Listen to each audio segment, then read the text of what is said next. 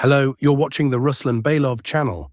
Today we will discuss the situation in Ukraine as of June 3, 2025.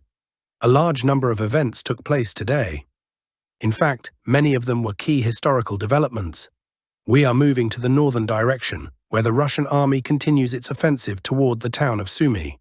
Based on the geolocations, footage from objective control systems, and fire adjustments published over the past few days, we can confidently state that the Russian army has almost completely taken control of the first line of Ukrainian defense in the Sumy direction. If this truly was a line of defense, and not just a cluster of tree lines, coordinates, and scattered settlements, then it was captured very quickly.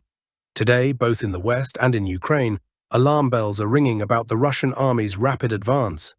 We haven't seen an offensive moving this fast since the autumn, around September 2024.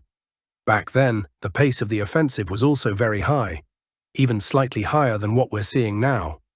However, it's worth noting that back then it was calculated across the entire front line. Now, the Russian army is limited to certain sectors of the front for its offensive, so the current pace is definitely very high. And that's it, the first line is almost completely cleared. Only a few settlements from the first line remain untouched. These include the village of Vorochino, located southeast of Novomikhailivka, which according to some cartographers and experts came under Russian control today. This settlement is now marked as contested. Also, it appears that fighting has not yet reached the village of Yablunivka, and battles continue in Yunakivka. These are the three villages remaining on the eastern flank of the offensive. As for the western flank, all settlements have come under Russian control. These are the villages of Novokonstantinovka, Konstantinovka and Kondrativka, as well as the settlement of Andreyivka, which according to the Russian Ministry of Defense and several independent cartographers is now fully controlled by the Russian army. Also included is the village of Alexeyevka. In other words, on the western flank, the objective for the first line of defense has been fully achieved. On the eastern flank, fighting continues, but it appears we are approaching a turning point. After that, the second line of defense will begin, at least in the northern direction, north of the town of Sumy. These include villages like Kotin, then Pisarivka and Volzhanska. Further along are Mariini, Novosish, Malomorchakivka and others. This small cluster of settlements represents the second defensive line. If the Russian army manages to take control of this line and push Ukrainian units out, it would bring Russian forces to within about 12 kilometers of the northern outskirts of Sumy, specifically the key industrial zone. This is already within the operational range of FPV drones, using fiber optic communication. In general, any type of drone would be able to reach this distance. Though due to potential use of specialized jamming systems, not all drones might make it through. But drones operating on fiber optic systems will certainly get through. Once the Russian army enters this second defensive line, the one we marked on the map with a black cloud, we can begin a countdown to when the civilian population will start to evacuate Sumy, the regional capital. That is, the town of Sumy itself, provided, of course, that Russia continues its military operations.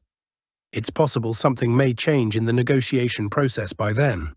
However, that seems unlikely, as today President Zelensky made an extended comment regarding the Russian memorandum, and clearly stated that Ukraine does not agree to anything and will continue fighting. In any case, the offensive continues.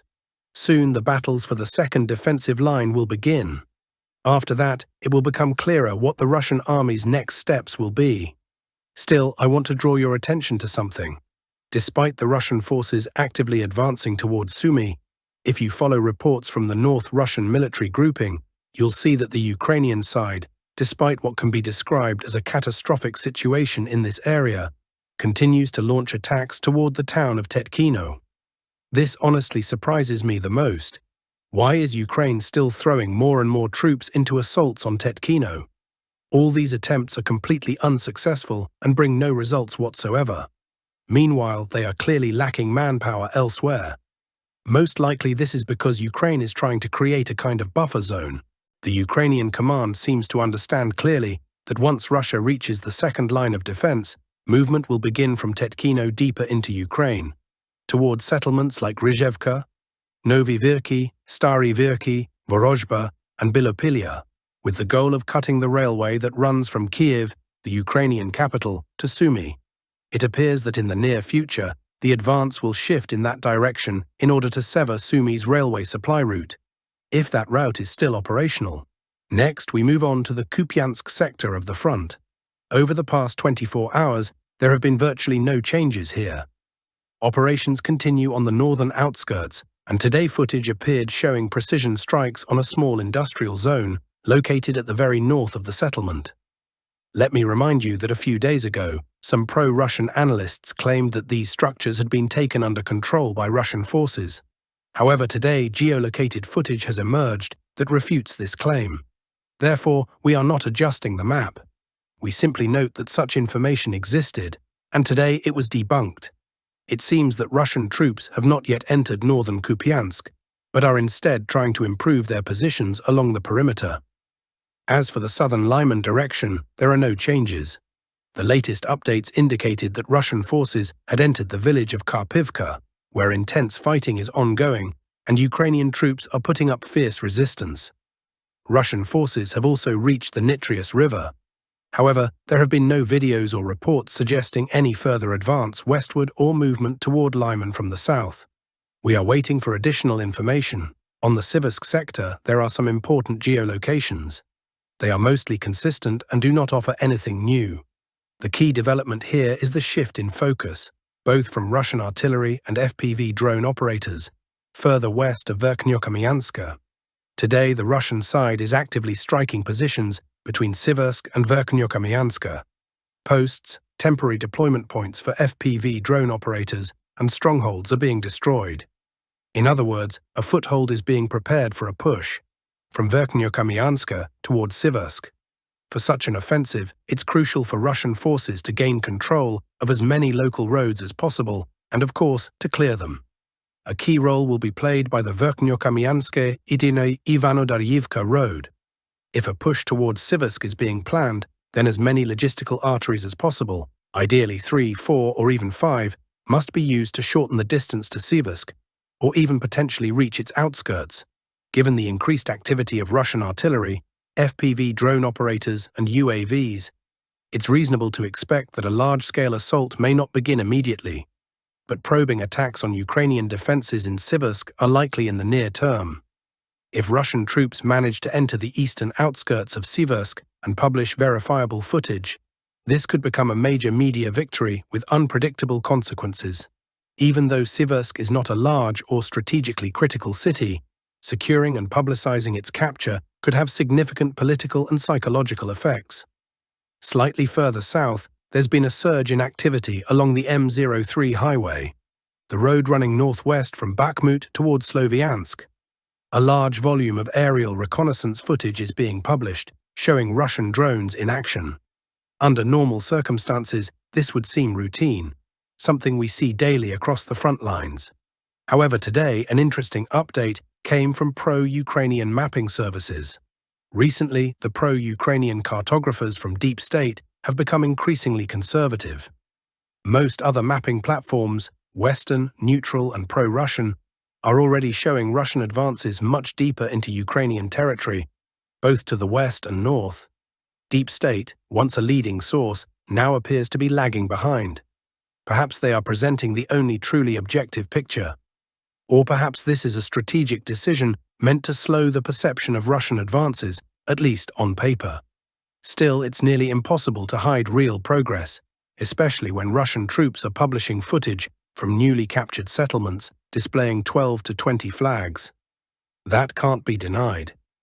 Today, Deep State made a rare adjustment, acknowledging that Russian forces have made significant gains near Hrihorivka and Orikovo-Vasilivka, an area with heavy FPV drone activity. This area is likely to see increased action soon. Despite the numerous Ukrainian strongholds positioned directly in front of Russian troops, the terrain includes many natural barriers. If Russians secure these perimeters, it will significantly hinder Ukraine's ability to launch counterattacks. In the Klebanbik and southern Konstantinovka directions, there have been no major updates. Yesterday, Russia's Ministry of Defense and independent Russian sources released footage showing Russian troops present in the village of Zari. The footage displayed flags scattered throughout the settlement. However, full control of the village has not yet been confirmed. It appears the northern part remains under Ukrainian control, with fierce fighting ongoing.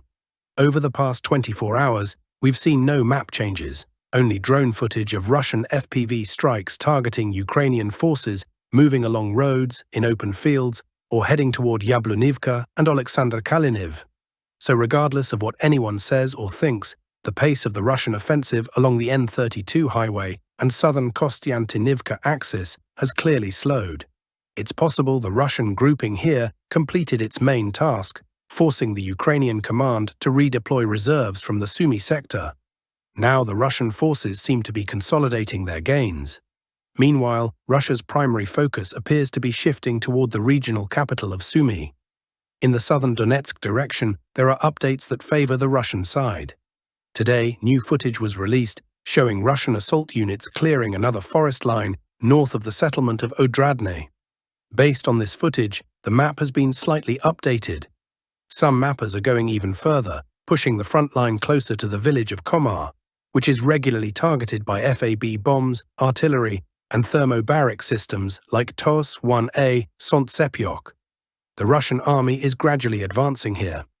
The intensity of the strikes is difficult to describe.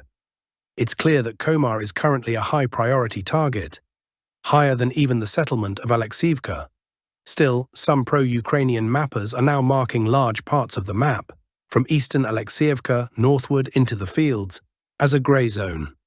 Something clearly happened here. Perhaps a Russian attack, or maybe they managed to establish a foothold. We'll need to wait for more details. There is no new information from the Hulyapol direction. On the Zaporizhia front, Russian artillery, FAB bombs, and thermobaric weapons continue to strike Ukrainian forward positions in the village of Kamyanske. However, there is no verifiable footage confirming any Russian advance. That said, some pro-Russian experts report that Ukrainian forces have withdrawn from forest lines and defensive positions south of Novodanilivka, and that Russian forces have subsequently reduced the distance to both Novodanilivka and the N08 highway. Something may be happening there. We need more information. And that's all for now, dear friends. Thank you for watching. Be sure to subscribe to the channel, leave a like, and take care.